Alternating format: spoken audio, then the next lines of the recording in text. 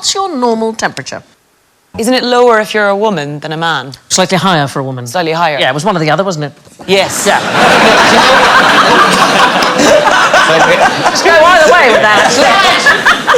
Because, you know, there's that stereotype of like, turn up the heating, but I'm too hot, babes. It is an issue that office temperatures are set to male averages as opposed to female averages. Do you know a fact about Christine Lagarde, who's the head? I don't know any facts about Christine Lagarde. Oh, well, you're about to bloody get one, Sandy. Let's swap chairs.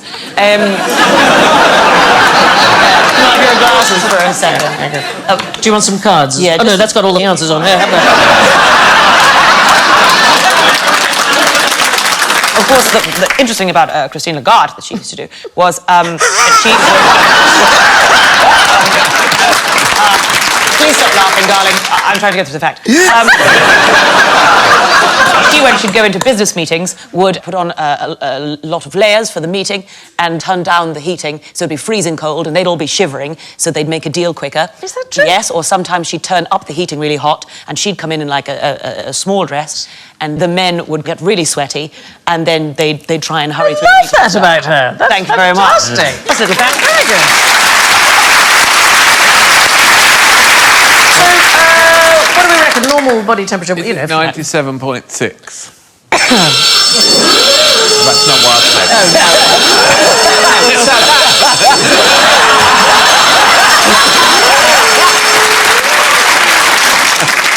It has often been said 98.6 is a sort of normal temperature. I got it wrong, of course. If you... 97.6 is most recently dead. It turns out there's no single value for normal. There was a study in 1868 by a German doctor with the wonderful name of Karl Reinhold August Wunderlich. Oh. He had a thermometer that was a foot long. Put it under people's armpits and it took 20... thank God. I know. It took 20 minutes to actually assess what the temperature was. And it turns out the thermometer, which has been recently retested, had been calibrated wrong. And it ran about 3 degrees higher in Fahrenheit than a modern thermometer. And the fact that he took it under the arm, which produces readings that are lower and less reliable than temperatures taken orally. So he was working with errors in both directions, basically. It's no wonder he settled entirely on the wrong answer. So there he is. There is a picture of an idiot. Well, actually, you were inadvertently, possibly, closest. The average actually comes out at about 97.7. And you said 97.6. So I think you should get another point for that. That's very good. He's even got them right by accident. Yeah. So you've each got a way of measuring temperature beside you there. So let's see which one we think is the most reliable. Nish, what have you got, darling? Childhood. I've got a sort of piece of paper. Yeah. Do you know how those work? That Up the butt. Well, good luck with that. They're all happy to wait. Does it go on the... Put it on the forehead. Now, why might that not be ideal? Oh, because heat rises to the top, so your head's the hottest part of you. No. You know what? I genuinely thought you were going to go yes, and everyone's going to go ooh, and it just didn't happen at all. So here's the thing, it's measuring the temperature of your skin and not your body. Oh. So similarly, if you put it on your scrotum, that would be wrong. The reason men have a scrotum is it's deliberately to keep the balls a bit cooler than the rest of the body. Yes. I did not know that.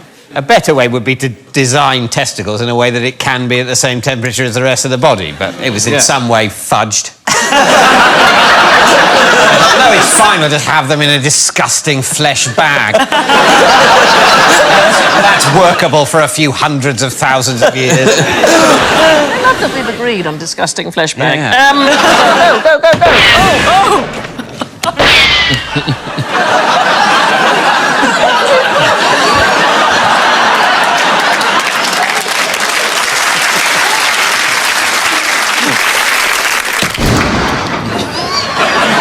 Well, we know who was slowest.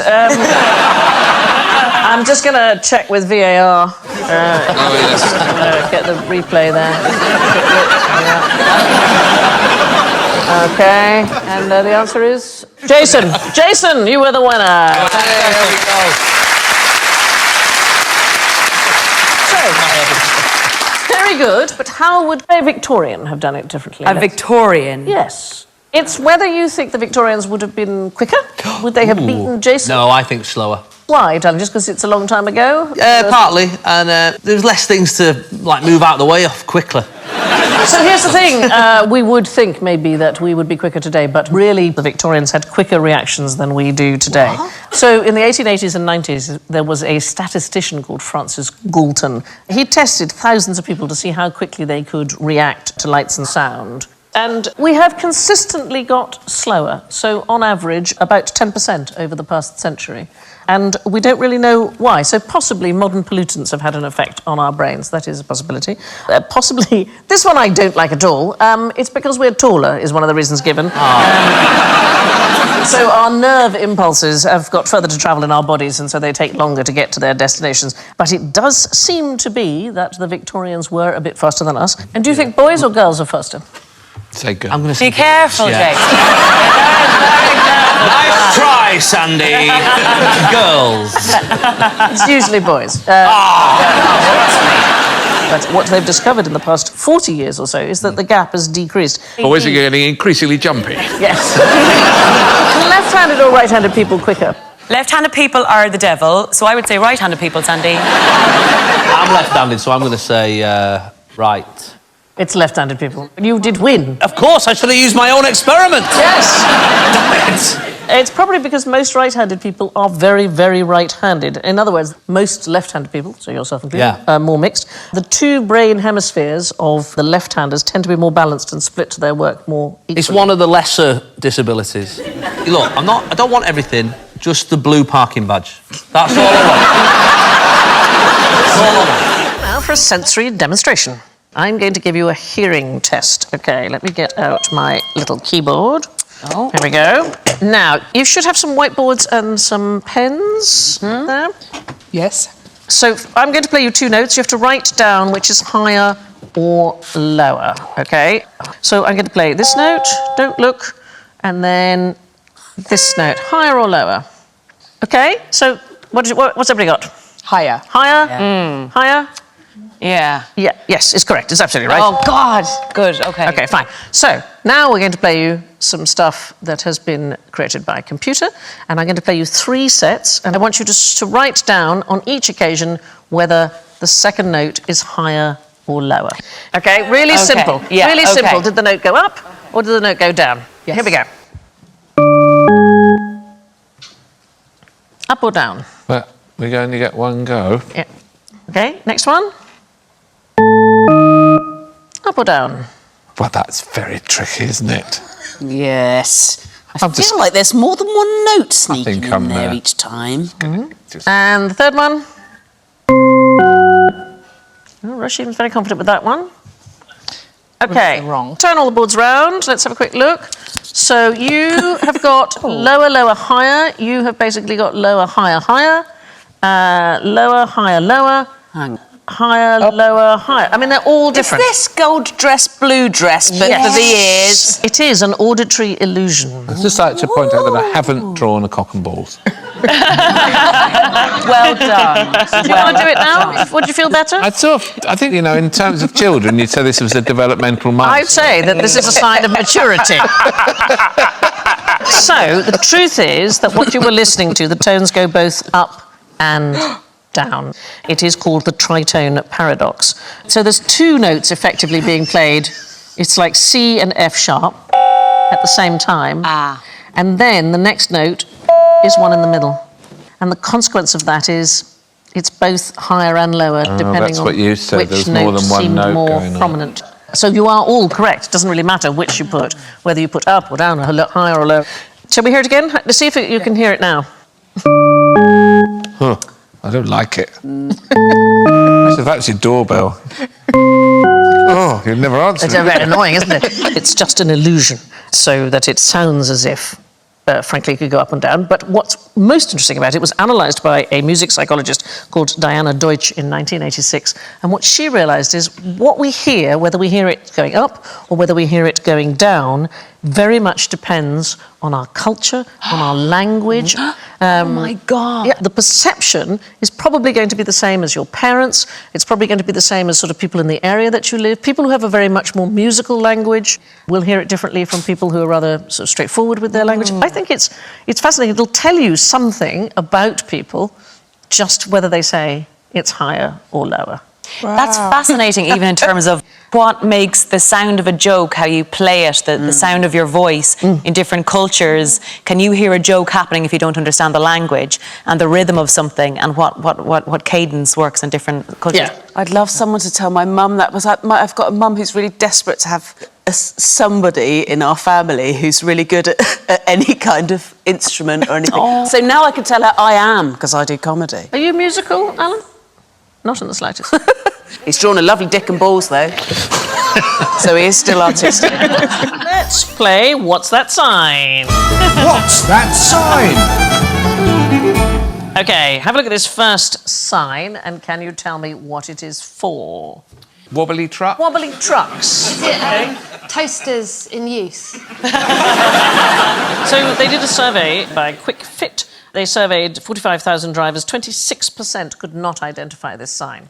100% of you on the panel. Anybody in the audience, put your hand up if you think you know what this is. Yes, darling, with the beard. Adverse camber? It is adverse camber. Oh, wow.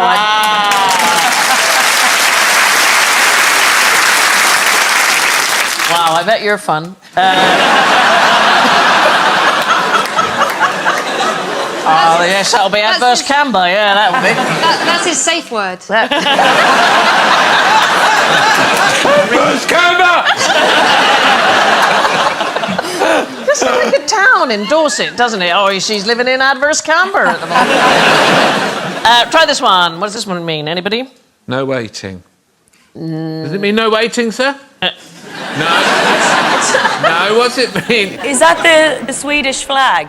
No, the Swedish flag is blue and yellow. I don't want to be shamed for just guessing, Sandy. Does anybody in the audience, does literally nobody know what this is? Yes, a gentleman in the red shirt. Clear way. It is a clear way, absolutely Same right. thing. Same thing. Well, it means no, you can't even stop and... Yes, Yeah, that's what he said. No stopping. No, you said no waiting. He said no stopping. You can't wait, you can't even stop. No, you can't! I'm going to give you an extra point so that you don't have a seizure. You know, Alan's the first person to get road rage sitting in a studio. In the survey, 33% of people could not identify this sign. It is indeed a clear way. And the final one, let's have a look at this. Anybody know what this is? Say it. Yes! Is that one don't take offence?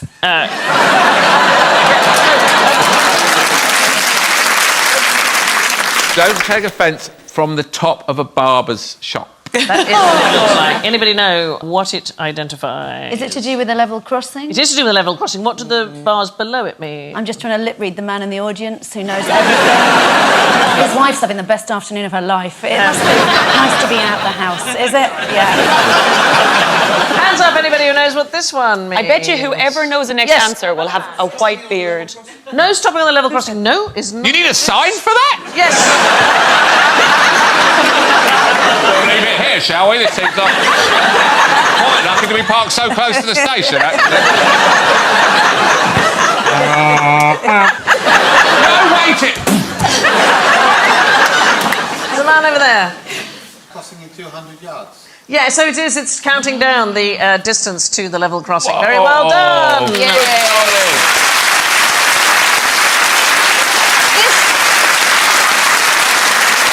This round should have been christened the middle-aged white man round. I know. Because it's That's just been answered by extraordinary. You're living in the middle-aged white man world, man. Okay, so for this, I'm going to ask Aisling. Please channel Carol Vorderman for me, if you wouldn't mind. So here's a pen. So you've got to hold it up so that everybody can see. Yes. So maybe Alan can help you with that. Well, I think I'm all right. No, I mean hold it up so that the audience can see what you're writing. Oh, I see what you mean. Yes. Thank God I got this big, strong man with me to carry it.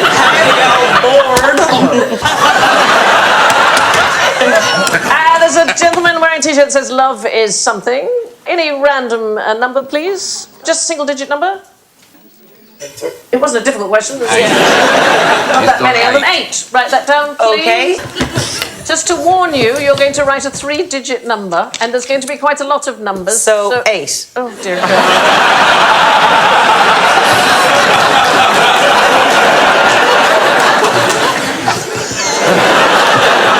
Could you just start again? Okay. That was just me having a gentle laugh with you, Sandy. I love it. There is, let's go right up the back, the first row at the very back, the blue shirt at the end. 2, number 2. Okay, 2. Okay, there we go. Squeaky. Shut up, Debbie McGee.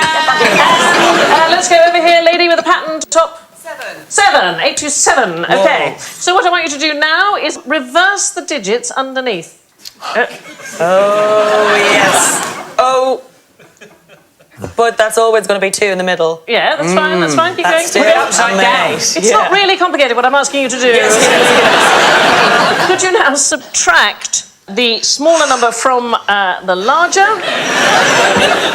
Right, yeah. Okay, so we're going to do this now. So we take 8 from 7, just not possible. I think we all know that. Yes, so we're going to do... Wow. I mean, I'm in the arts, you see. Yeah. So... 9. What? Stop saying no at me in German and tell me what the answer is. 9. Yeah, and then it's going to be 9 again. Comes down here, so there's 3 from 9. God. Right. So I need to have 3 numbers, so put a 0 now, please. So we have 3 numbers, okay. Now reverse those digits, please. 0. Always 9. 9, and please could you add them together? So 18. No. So 9 and 0. Start again. 9 and 0 is 9. 9 and 9 is 8. Carry 1. So the answer is... Okay, so we've come to 1089. Okay, thank you very much. Wow, that was painful. Really painful. So, what was the number that we had? We had 1089. So, Noel, I'm going to pass you a copy of 1342 QI facts to leave you flabbergasted. No. Yes. Could you, let's see, 1089, take the 10th word on page 89 and tell me what it is. Yeah. What is it? French. French. Here's the envelope that I did earlier, and there is the word French. What do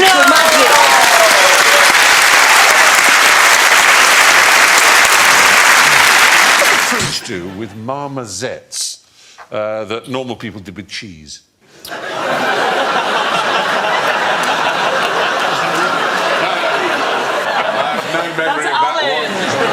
We all remember our student days. Forget the marmosette. No, forget the marmosette. I say normal people do with cheese. What do we do with cheese? I put it on bread or Put crackers. it in the back of a What fridge else for do we 6 do? months, then chuck it out. Think laterally. Not the substance, not the food even. What else is there? Oh, Cheese. not some sort of... No. No, don't. Not the substance, not any substance. Not any substance at all. We say cheese. We say cheese. That's it. Thank you, Danny. Thank you. Very good. So do the French say marmosettes? They do. They say marmosette. Well, they used to. I put it in the past tense. Oh, no wonder, because that makes you go like this, and that's for what French people look like in photos. Hello? Yeah. We have a Frenchman in the audience. We have Vincent, who's come all the way from La Belle France, from La République. Bonjour. Let's just listen to him shouting marmosette in French. Wistiti. Wistiti. Brilliant. Thank you.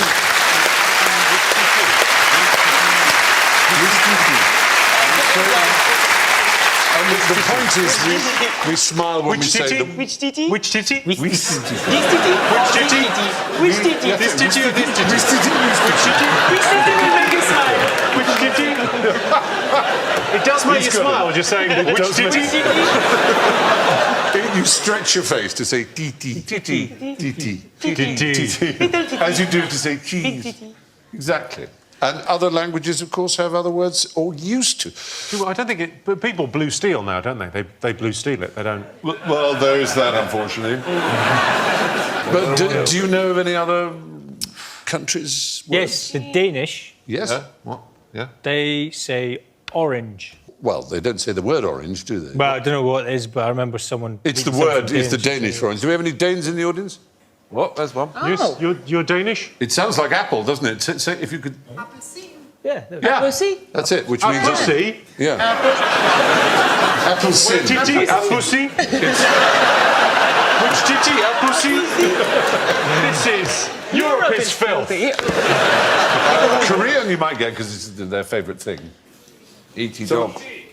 Kimchi. Nuclear. Kimchi, yeah. Kimchi. They love their kimchi. Argentina and some other Latin countries is actually an English word, they say. Sorry, or how did Scottish. A Gaelic word, I should say. Ushkibar means whiskey. Ushkibar. Yeah, whiskey, or water of life, isn't it? Ishkaba has the same in Irish and Gaelic as well. So you put an E in it when you make it English. No, we don't put an E in it because that's right. They did for one short 48 hours. Bulgarian is... So these Bulgarian. must We all... don't have any Bulgars in the audience, I'm sure. Where's one? Bulgar! You're joking, really? Is that what you say, a Bulgar? You don't say you're a Bulgar. Bulgarian. And what would you say if... Yes, Zele. zele, which means... Cabbage. Yes. Cabbage. Oh my God, very good.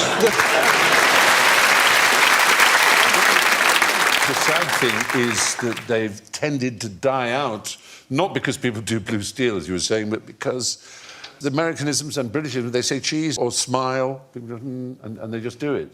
Isn't it sad? People saying smile. How awful. Thank you for watching. Do remember to subscribe to the QI channel and click here to watch more videos.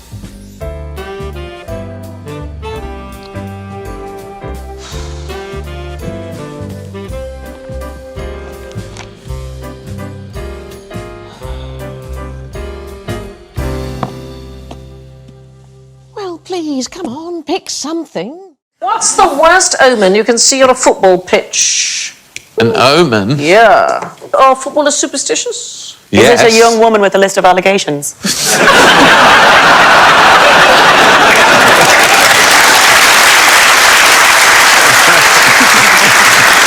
But is there something about the markings on the field that are significant to occultists? It's to do with the many superstitions that are associated with football. 1990 World Cup. Right. There was an Argentine goalkeeper called Sergio Goycochea. Did he have a body part of an animal or something in the goal net? Now, what happened to him was Argentina's quarter-final was against Yugoslavia, and it ended in a draw, which meant they had to do penalty shootout.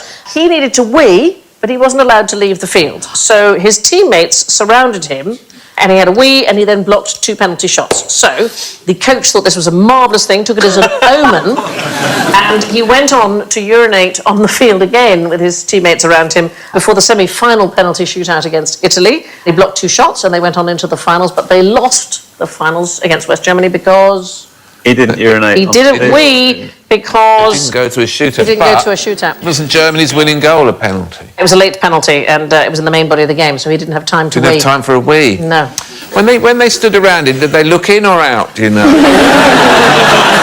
Do you know, I always think I've got all the information I need for this show. Do you think he was a bit self-conscious? Well, because he might have been wearing somebody else's underpants. Apparently that's a very common footballer thing, is that they swap underpants. Some of them wear them inside out. Do not. Was it Barry Fry who weed in all 4 corners of the ground? Do you remember that? Yes, I believe that is a fact that Barry Fry, whilst manager of Birmingham, perhaps weed in every corner of the ground. I thought you said Barry Cryer. No. Thank you for watching. Do remember to subscribe to the QI channel and click here to watch more videos.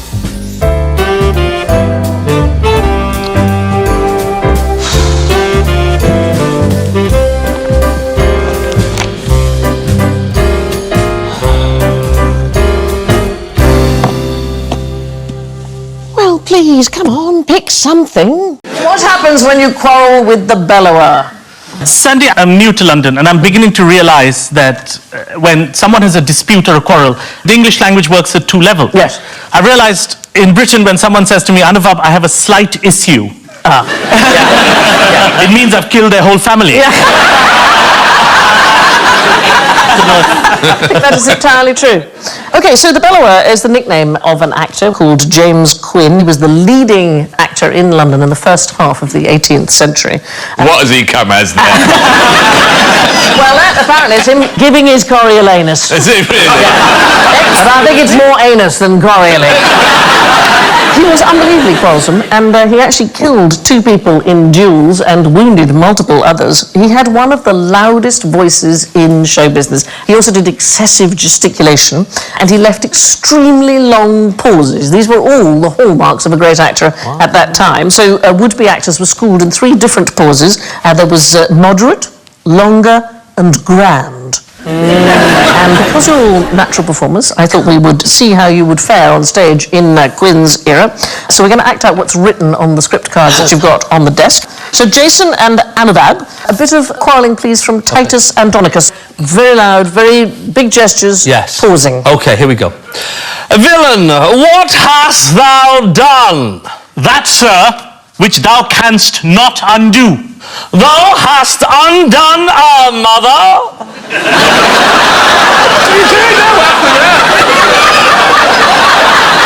That's very good. I was taken aback for Yes, no. Do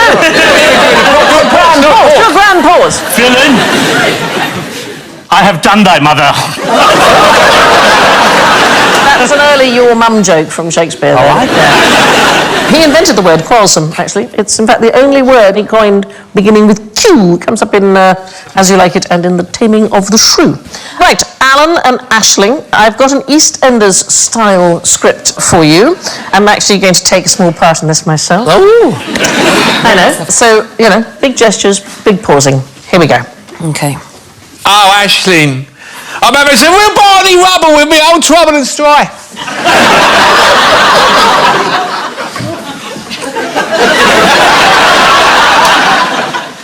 She found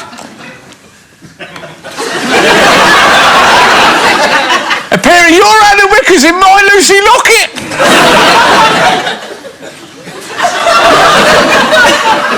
Oh, Alan.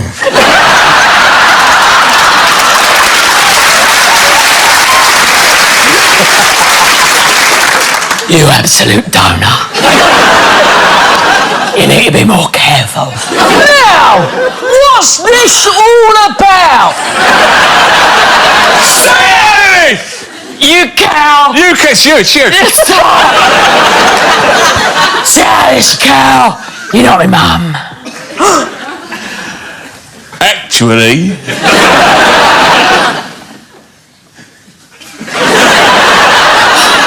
she is.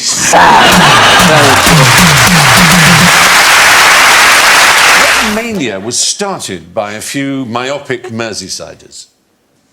Weirdly, no, but Yeah. No, keep going. Does this buzzer stop Jimmy speaking? Try again. I was just going to say to Bill. There's some support for it. I find the buzzers really disconcerting. It does feel like someone's about to get murdered in the film. I don't even There's childish ghost cries. Nice. It's usually the Beatles, isn't it? Yeah, it's usually the Beatles. Usually the Beatles. The Beatles is what you're saying. They're the usually Beatles. the Beatles. He's saying the Beatles. Oh, they're all asleep. Very good. No, is the answer. It was a mania, but not Beatlemania on Merseyside. Myopic Merseyside. Myopic short-sighted, is it? Yes, myopic short-sighted. Partially sighted. So what M could help you with partial sightedness? My glasses. So, yes. Or any particular type of ophthalmic instrument that would help that began with Monocle. M. Monocle is the right answer. There we very good. It's a crazy play.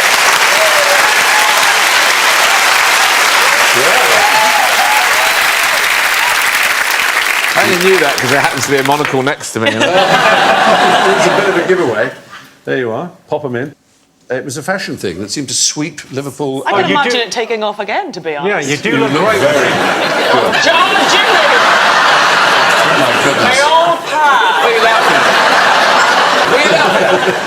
at? Jenny, you have never looked more like a ventriloquist doll.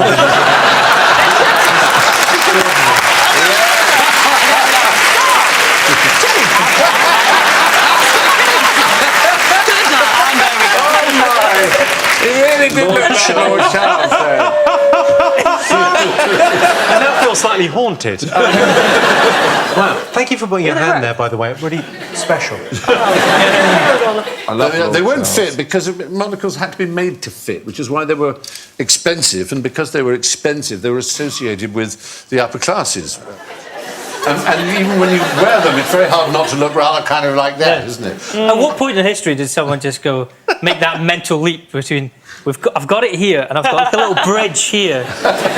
It'll never take off. Maybe just put another one. It's funny you should say that. Which came first, the monocle or the spectacles? I'm going to say the spectacles. Yes, the spectacles by hundreds of years. When do you think the What? And so monocle these are- came in? 1974. No. They came in the 1800s, and they were instantly a success, but they were expensive, and we associate them with, I suppose... Oh, there I am. There you are, yeah. I had all three of them. They knocked that up pretty quickly. But something gave them a rather bad image in the 20th century. Californian vegetables. Nazis and in fact... Californian vegetables. My Californian vegetables. By Jove, they're awfully good. So, yeah, they were instantly posher. Aristocrats, German soldiers, generals, Ludendorff wore one, Krebs, various of those figures there. No. Yeah, they were, that was... Advanced? They really did never stop trying to look more evil, did they? What can we add to this? I've got the skull and crossbones. I've got the weird look. I've got the steely eyes. I know. I'll put one spectacle lens over here. What about a monocle? That would make us more evil. Johnny and Jason got naked, covered their legs... It's pretty good, isn't it?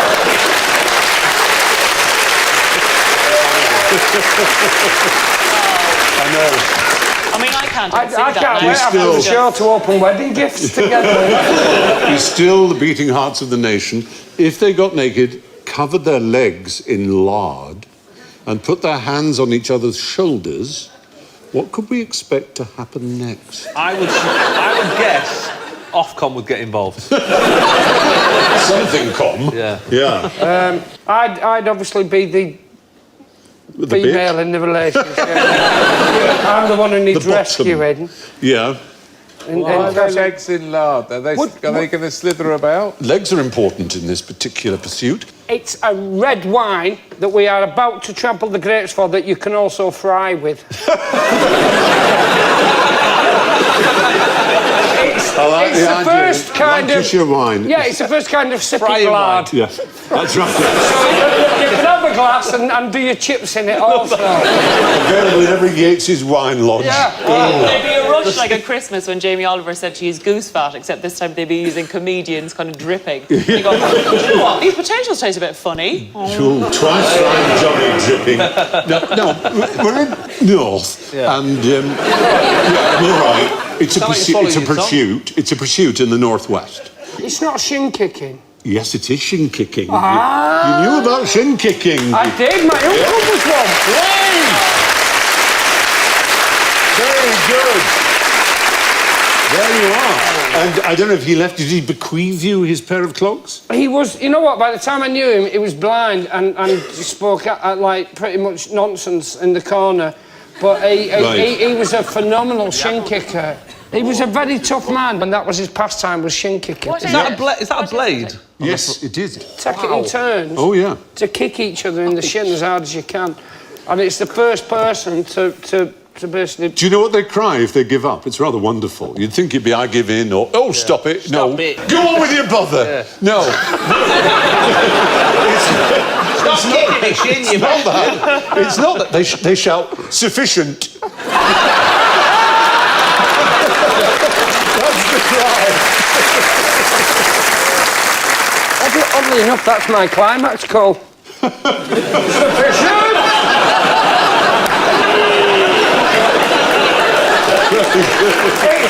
Now, I'd like to stress, there's no domestic violence involved. It's just we're not greedy in our nature up north. I have to confess, I've never heard the phrase climax call before. So it took a bit of time for me to understand what you were saying. Forgive me for that. I think it's actually from bird watching. They rip the skin off each other's legs and stuff. Oh, yeah. I mean, God. one of the reasons for larding the shins was in order to encourage a glancing blow rather than a really vicious one. But the skill was obviously to move your legs so that it was a glancing blow. The more I get to know you, the more I think men are mad. Always up to something ridiculous. Kicking each other in the lardy shins. You're like... Shin kicking is probably what it was called on an everyday basis, but in the 19th century there was a special word for it, which is purring or purring. Purring or pouring or parring. They seem to be all used. Parring, purring. Parring maybe because you were parrying away. Nobody quite knows. But anyway, it was a popular pastime. A lot of betting on it. What are the advantages of having a goat as a nanny? Let there be love. I think it's because they've got hooves. And if you had a nanny that had hooves, they couldn't sneak up on you. That's true. The fact is, nanny goats are called nanny goats for a dashed good reason. In the days of foundlings who were left on church doors, if you left a baby on a church steps, it was a foundling, and it was therefore thrown on the mercy of the parish, and it had to be fed. And of course, there was no such thing as SMA or cow and gate or anything like that. The only way they could get milk was from a breast. So you had wet nurses, but you also had goats. And goats were amazing. They'd feed on the goat. Yeah, they'd feed on the goat milk. Very good stuff. Straight from the teat. It's better than until 1870. Pasteurisation was invented by Pasteur, obviously. It was the healthiest way you could have it straight from the teat. Was the goat okay with? Not only okay. I've seen Josh's little eyes light up and he's like, straight from the teeth. Yeah. Not only okay, you may have seen cows that are desperate to be milked and they queue up for the dairy in order to be milked. Well, goats the same if they're ready to give suck. So we have here a description. What? Whoa.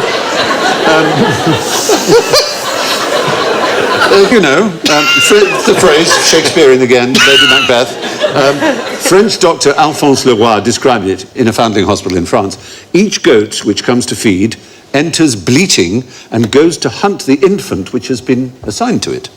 So there's a particular child that's been assigned to, pushes back the covering of the bed with its horns, like that, and straddles the crib to give suck to the infant. Sounds like an accident waiting to happen. Goat soup on the... Can you imagine trying to get insurance for that now in the NHS? So we just have this goat straddle a baby, and then the baby just sort of know to suck off the goat. Imagine the Daily Mail all over that. Whoa, maybe. Straddles baby. Why do they have? Why goats? Why not? Well, it's a very good question. Cow's just a bit too big, I think, to go into a little... go over the crib. Over the crib. I don't want a pat on the head.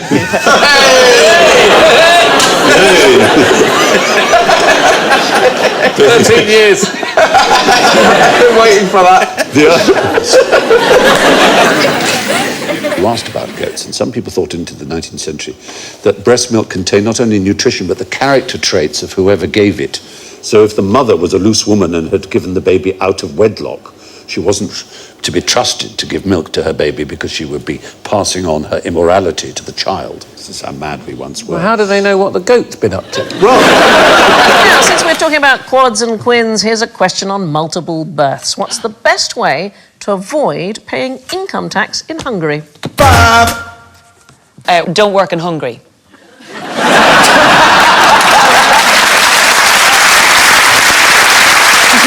I think that's fair. Yeah. It is, in general, the most fail-safe way of avoiding income tax. Yes, I think. Avoid income. Yeah. Look at that building, isn't it stunning? It's the Parliament in Budapest. But the quickest way at present to achieve income tax exemption is to have quadruplets. What? I know.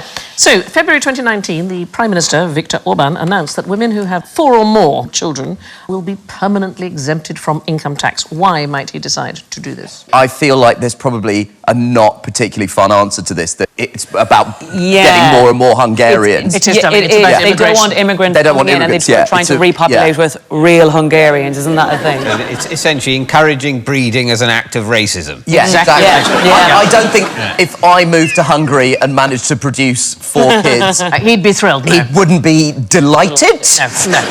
You don't have to have them all at the same time, which is good, because having quads, it's like winning the lottery. In humans, the odds against having twins in a natural birth are 89 to 1. For triplets, it's 7,921 to 1, so 89 squared.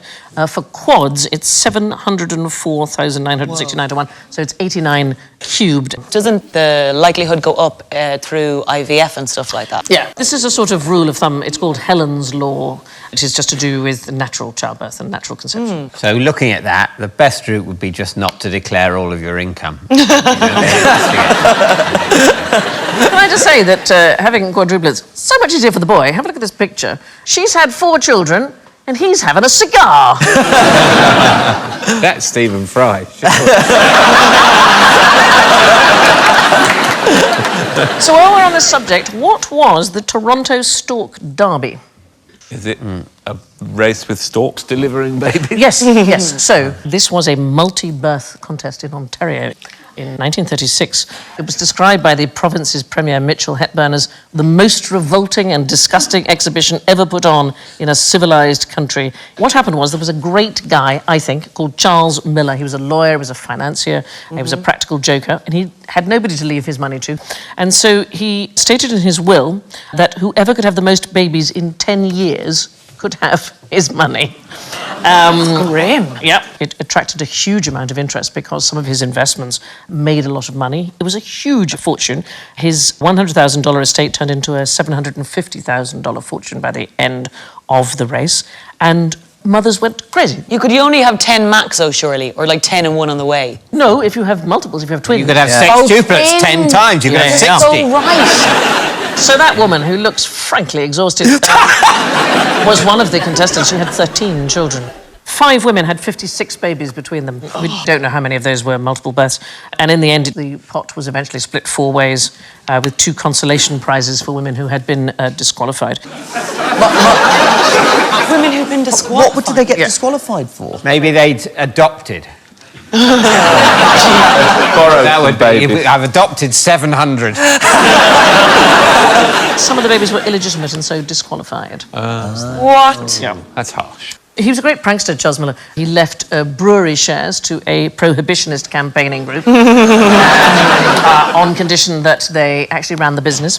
Racecourse shares to anti-gambling clerics. And he left a holiday home in Jamaica to 3 men who hated each other on condition they all lived in it together indefinitely. Sounds like a great sitcom, doesn't it? Let's start with a noisy question. I want to hear the loudest thing anyone's ever shouted. It's got to be something at their kids. Okay, yes, in fact, you're in the right... Shut the fuck up! So if you could do that in a more BBC Two way... I'll do my best. Imagine... Shush! Okay, imagine...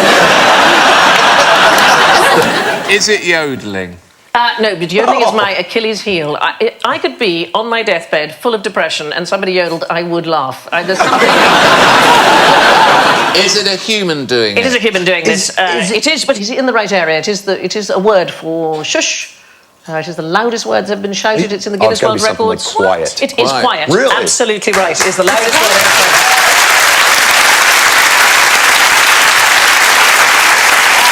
Here's a photo of it being done. Well, this is her. This is her. She's a Belfast primary school teacher.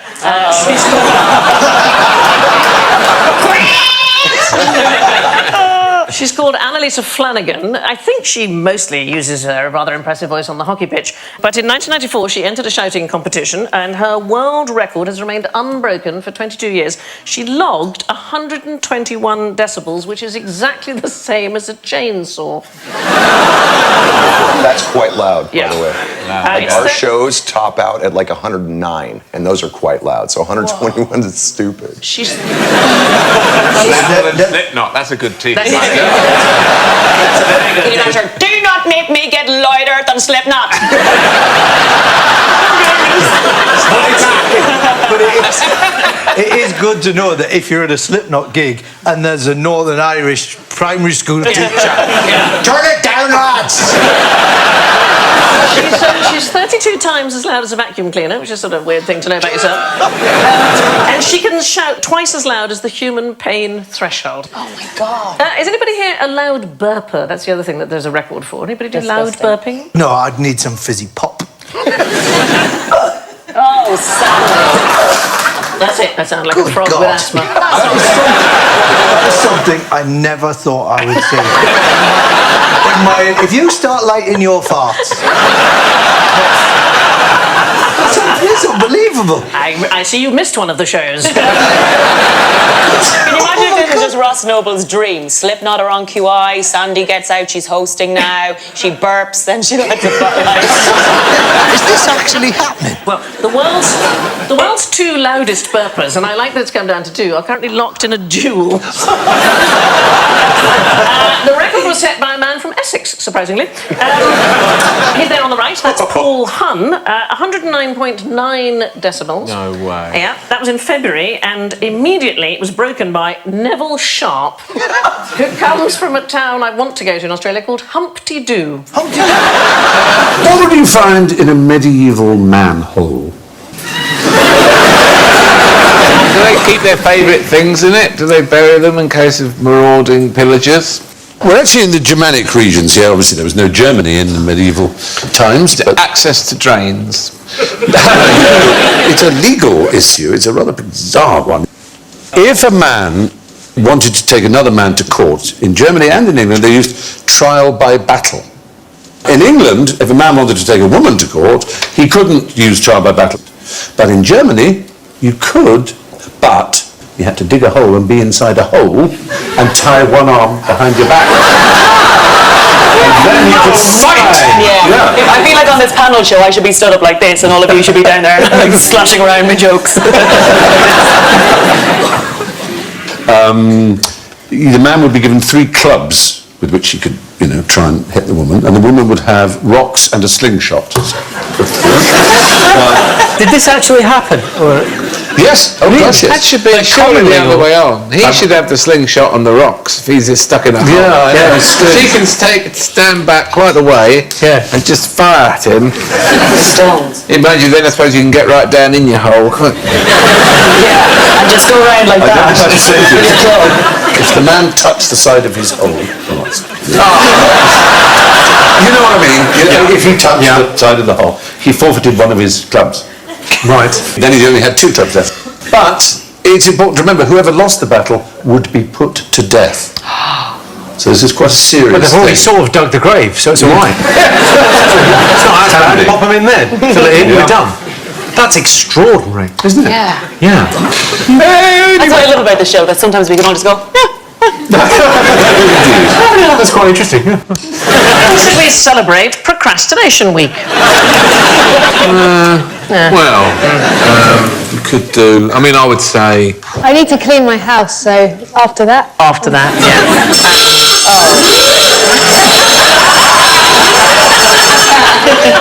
It is celebrated every year by the Philadelphia-based Procrastinators Club of America. It takes place at slightly different times each year. Usually the first couple of weeks in March. Depends, how long it gets put off for. The club was formed in 1956. It's $20 membership if you're interested. This buys you a license to procrastinate and access to the monthly publication called Last Month's Newsletter. Lists upcoming events that have already taken place. They celebrate Christmas in June, the 4th of July and January, and they have a Be Late for Something Day on September the 5th. Their motto is behind you all the way. In 1966, they went on a bus tour brandishing a banner, Excursion to the New York World Fair, which had closed a year and a half earlier. And they recently ran a campaign to get the late President James Buchanan re-elected. He died in 1868. But there are lots of famous procrastinators. The playwright, this is one of my favourite, Richard Sheridan, who wrote School for Scandal, he finished writing it as it was being performed on the opening night.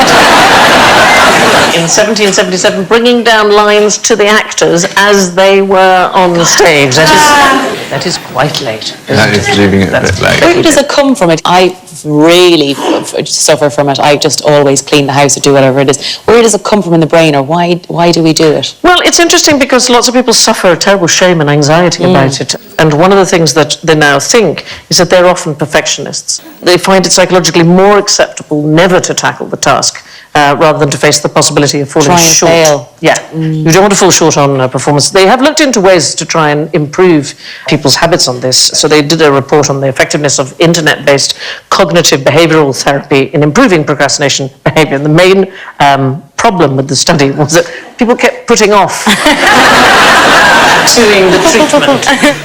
Leonardo da Vinci, so ultimate Renaissance man, he took 25 years to finish The Virgin of the Rocks. Is that a painting or is that an actual one? It's the one in the Louvre. There's another one in the National Gallery. The Mona Lisa took 15 years. He lived to be 67. He actually only completed 15 paintings and a handful of architectural designs. The patrons going mad had to call in other people to come and finish. I have to say, this is absolutely true. We wrote to the Procrastinators Club because we were doing this question and they haven't got back to us. Who would bite their arm off to get their leg over? Yes, Josh. You!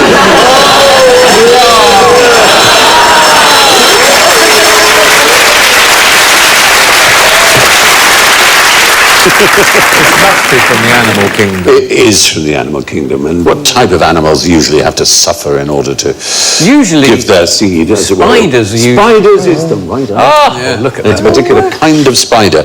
There's the female on the left, and there's the male on the right. That's a new market there. He's going to have a Napoleon complex. Have you seen that picture of Bernie Ecclestone with his ex-wife? He's said to his mates have said, no, don't bother, she's too big for you. He's going, no, I can get her. You watch, she's no problem at all, mate. You know. He won't let her wear heels on a night out, will he?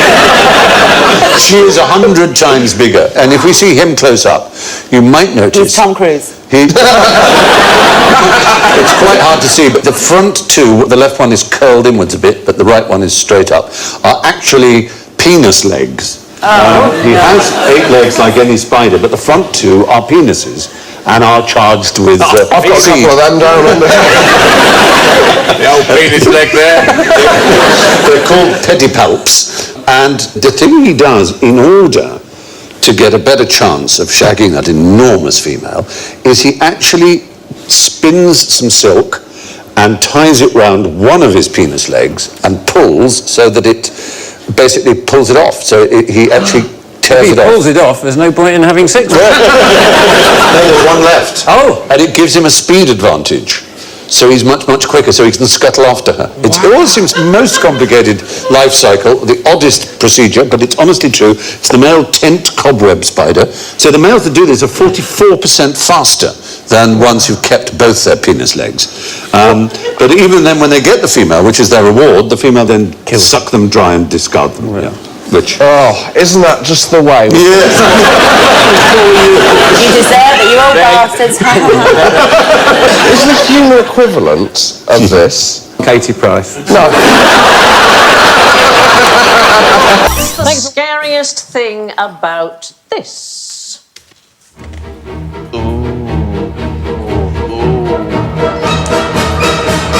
Isn't that incredible? What is the most scary thing about it? The teeth.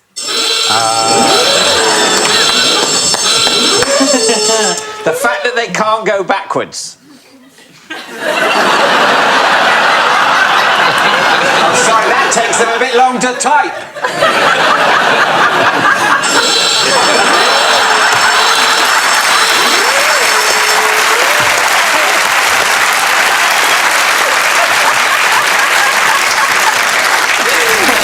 What's scary is subjective, really, isn't it? What is the scariest? Well, our perception of sharks is apparently shaped by footage in nature documentaries, which tends to be accompanied by ominous music. So the thing that really scares you in it is ominous music. So they did a study at the University of California, and they showed 3 clips of sharks to participants. So the one we've just seen with the ominous music. Here's one with silence. Hello, my friend.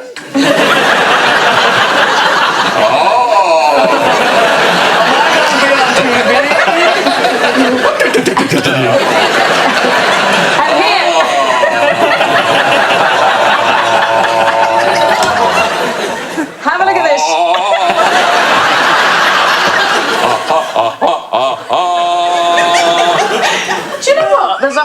go for you, Alan. In just doing fish impersonations. We had the trout faking her orgasm last series. We've done that.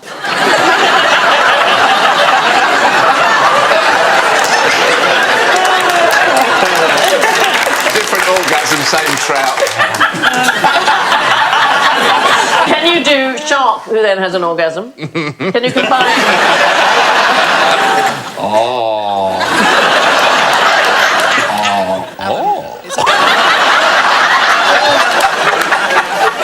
Mildly surprised. Because they don't know they're going to have an orgasm. They haven't learnt about orgasms or experimented with themselves. I imagine. And then when they have an orgasm the first time, it must be very alarming. My worry is watching you do them that you haven't seen someone have one before.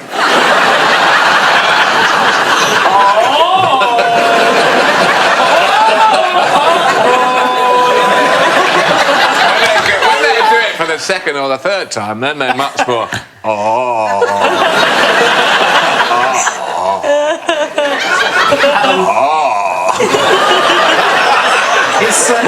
Is everything okay at home, Alan?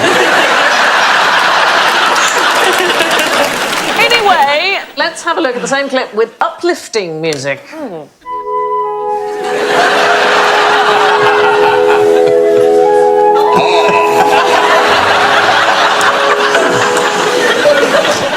But here's the thing, they aren't actually that dangerous, and the thought is that the ominous nature of documentaries leads the public to have a distrust of sharks, and that in turn harms their conservation funding. The truth is, sharks kill worldwide about 6 people a year, and the same number are killed by livestock in Britain alone. So a cow more likely to do you in than a shark. What malady could you ameliorate by standing in the middle of Wales?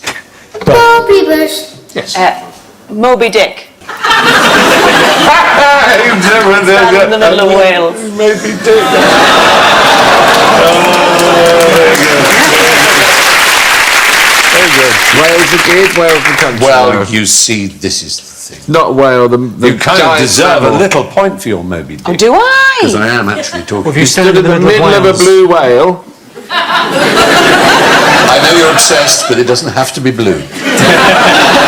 Let's say it's blue. All right, blue. All right, blue. Because you know you can stand in one of those. You can? They're huge. Yeah. Of course, they're not the biggest life form on Earth, as you know. Probably got the Are we sorry? We're doing a best-of show. In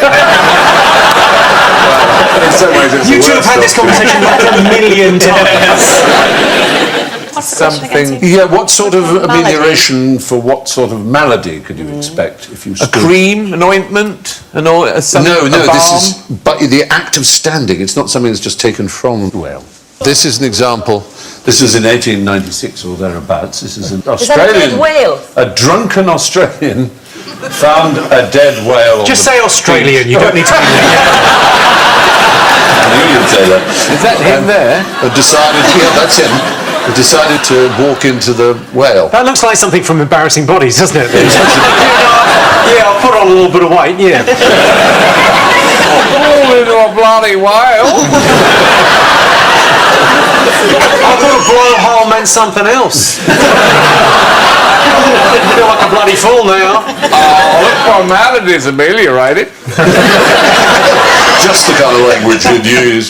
But no, he got out of the whale. He got out. He stank. And was amazed to discover he could walk. that He was sober. his rheumatism had disappeared. We never got that. We could have been here about a week. I know. That's why I helped you out. Thank you so much. So yours, rheumatism. Well, But I mean, you can't get them at the chemist, can you? no, you can't. It started a fad, though. People We'll go came and stand in the middle of dead whales. Yeah, and whalers would leave a hole, a little sort of area for people who would pay and go and stand inside. And the decaying blubber would act as a kind of poultice. Is there any? Is there any kind of? No evidence it Total- works at all. But it was just one of those fads that they had in those days. What a fun fad! Wait, a So fun imagine fact. if the monocle people went and they just like stood and they're like, oh, more for a fad now. Here I am with my monocle, sat in a whale. Don't do anything, mate. Well, yeah, that's it really. Australians with rheumatism had a whale of a time. More likely to cause a quarrel than a badly ordered queue. So my question is, what's the best way to board a plane? The people are in the lounge and you want to board them onto the plane. What's the most efficient way of doing that? Minimise hand baggage, all those wankers who can't be bothered to check their bags and come on like mules, like pack mules, fill up all the overhead lockers with their very important shit. And sit down farting all the way to Malaga. Sorry, what was the question? There's lots of bitterness in this, isn't there? I had a moment on a flight last week, actually, when I was flying from Aberdeen to Shetland. And I was with my tour manager, who's also a big chap, and we sit next to each other because we're pals. And there was hardly anyone else on the flight. It was only a small plane. And the stewardess came over and she said, Mr. Manford, Mr. Isaac, she said, would you mind separating and sitting on either side of the plane? Oh, no. Weight distribution. Weight distribution? They're as heavy as a wing. What, so he's going to land like this if it's... Well, that's what you should have done. We will at the start. Yeah. But during the flight, we're going to set you a series of challenges. Zigzagging about the plane. First time in the history of the world where turbulence is a person. Yeah. That's how I'm going to think of you now, as turbulent. That's me. By the back row, then the next row, then the next row. That is the most like common... that. Yeah, that is the most common way of doing it. It is also the least efficient. Or in the middle and then fan it out towards the back and the front. Take the top off the plane and have them all swarming over the top like ants. So there's an astrophysicist called Dr. Jason Steffen. He made a computer model and then he teamed up with a TV producer to get people to act out boarding planes in various different arrangements. So he compared boarding from the front, from the back, at random, and what he called Wilma boarding, which is window, middle, and then aisle. Nice. Block boarding, by far the slowest. That's the way the airlines currently do it. So they say this group of seats and then the next group of seats. The absolute best way to do it is board first the even-numbered window seats, followed by the odd-numbered window seats, then repeat with the middle seats, and then repeat with the aisle seats. It's rather complicated. And so he actually recommends just board at random. That would still be much faster than what we currently do. You don't want too random, do you? You don't want to be on like 16 rows back and the pilot's there.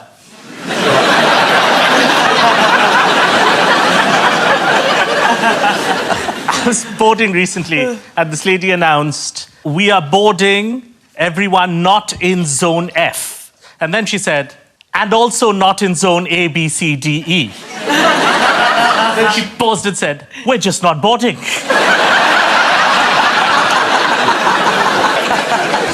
I think there's two types of passengers. They're the ones who think that if anything happened to the pilot, they could probably be all right if they took over and got talked in. Yeah, that's me. And there's the other ones who would think there's no way they could do that. I sort of fancy myself being able to fly a plane, you're right. I think I could bloody give it a go. But don't you think that when you've watched a load of ER, for example, that you think, I totally could do that heart surgery? I sort of feel like I'd be naturally good in emergencies. Like, I can't speak Spanish now, but I feel like if there was an emergency, I probably could give it a go. Yeah. What kind of emergency suddenly requires Spanish? I feel like the Spanish girl, Sandy. She's come in, she's choking. No one else in the hospital speaks Spanish. Right. Something's wrong with her. Yeah. She can mime, but we're not getting it. No. They haven't trained like me in the dramatic art of mime. Of course. And so she's like,